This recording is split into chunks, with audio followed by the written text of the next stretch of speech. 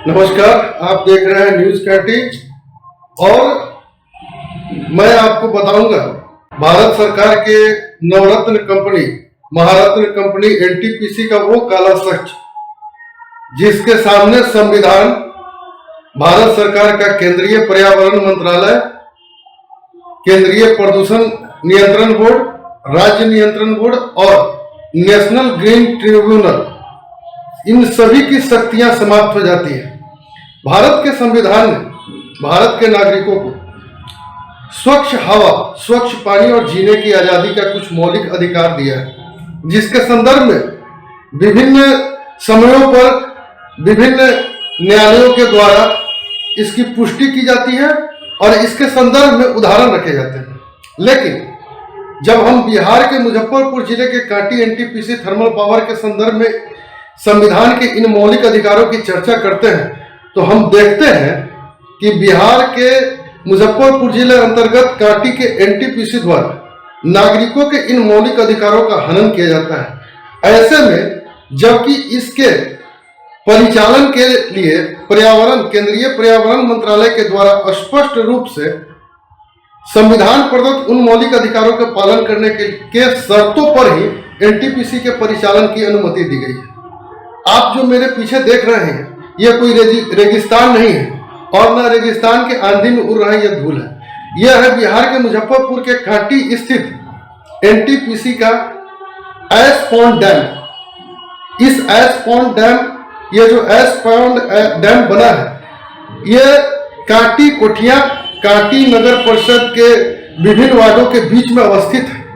और ये जो पीछे धूल उड़ते हुए आप देख रहे हैं, दरअसल जब हवा चलती है तो इसका राख इतना तेजी से उड़ता है कि आसपास के रहने वाले लोगों को संविधान प्रदत्त मौलिक अधिकार छीन जाते हैं। और सिर्फ छीनते ही नहीं है, इस छीनने के पीछे बहुत सारे कारण हैं जो मैं आपको बारी बारी से बताऊंगा। सबसे पहले मैं आपको बता दूं कि एनटीपीसी को 2009 में जब 185 मेगावाट के 2 यूनिटों की स्थापना के लिए इसने अपनी कार्य योजना केंद्रीय पर्यावरण मंत्रालय को भेजा था, तो केंद्रीय पर्यावरण मंत्रालय ने 2009 में कुल 42 शर्तों के साथ इसके परिचालन की अनुमति दी थी। जिस परिचालन में एक महत्वपूर्ण तत्व था जिससे संविधान ने नागरिकों को मौलिक अधिकार दिया था, उससे संदर्भित था कि आप पॉन्ड एस के आसपास ग्रीन बेल्ट एरिया का निर्माण करेंगे। ग्रीन बेल्ट होता क्या है, इसके लिए मैं आपको ले चलता हूं एनटीपीसी की एक अन्य परियोजना रामागुंडम। आप मेरे पीछे देख सकते हैं कि यह रामागुंडम का पॉन्ड एस क्षेत्र है। आप इस हरियाली को देखकर समझ सकते हैं कि वास्तविकता में केंद्रीय पर्यावरण मंत्रालय, केंद्रीय प्रदूषण नियंत्रण बोर्ड ने जिन शर्तों पर कांटी एनटीपीसी को परिचालन की अनुमति दी थी, ठीक इसी प्रकार के एस एरिया ग्रीन बेल्ट के निर्माण करना था। और आप देख सकते हैं ये रामागुंडम का जो एनटीपीसी संयंत्र है उसका ऐश पॉन्ड डैम इलाका है। चारों तरफ हरा हरा पौधा है, घास है। आप देख सकते हैं कितना सुंदर वातावरण है। यहाँ जो राख डैम किया जाता है वो भी पानी से गीला रहता है ताकि उड़े नहीं। इसके चारों तरफ पानी की आप स्रोत देख सकते हैं, कितना अच्छा।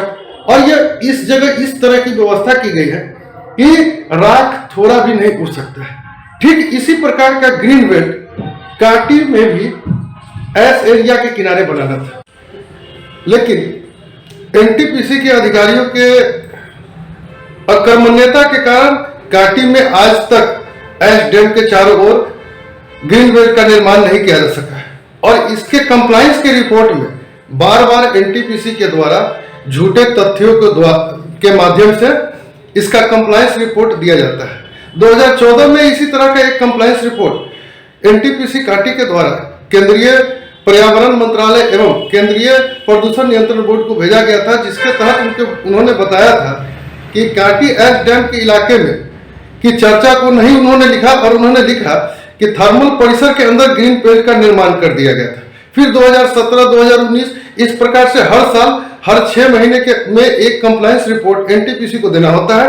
और बार बार एनटीपीसी कांटी कोठिया और कांटी नगर परिषद क्षेत्र में अवस्थित एस पॉन्ड डैम के ग्रीन बेल्ट के निर्माण पर झूठ बोलती आ रही है। 2017 के दरमियान इन्होंने जो कंप्लायंस रिपोर्ट दिया था, उस कंप्लायंस रिपोर्ट के अनुसार इन्होंने काटी कोठिया एस डैम के चारों तरफ ग्रीन बेल्ट के निर्माण के स्थान पर नए मोरसंडी मोतीपुर के करीब में जो नया एस डैम बन रहा है, वहां ग्रीन बेल्ट लगाए जाने की बात कही।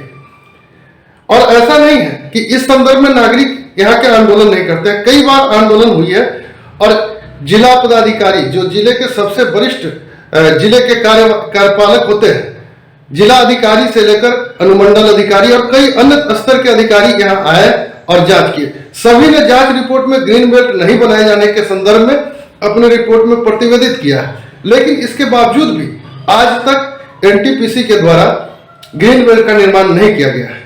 और इतना ही नहीं, 2019 के कंप्लायंस रिपोर्ट में इन्होंने स्वीकार किया था कि 3 एस पॉन्ड डैम है काटी में, जिसमें से 2 एस डैम नंबर 1 और एस डैम नंबर 2 जो कि बिहार सरकार के इलेक्ट्रिसिटी बोर्ड में जब काटी बिजली घर चलता था बिहार सरकार के स्वामित्व में, उस समय का निर्माण किया गया था 2 लैगून, जिसको मैंने पॉन्ड एस डैम कहते हैं, उन दोनों को बंद कर दिया गया हुआ है।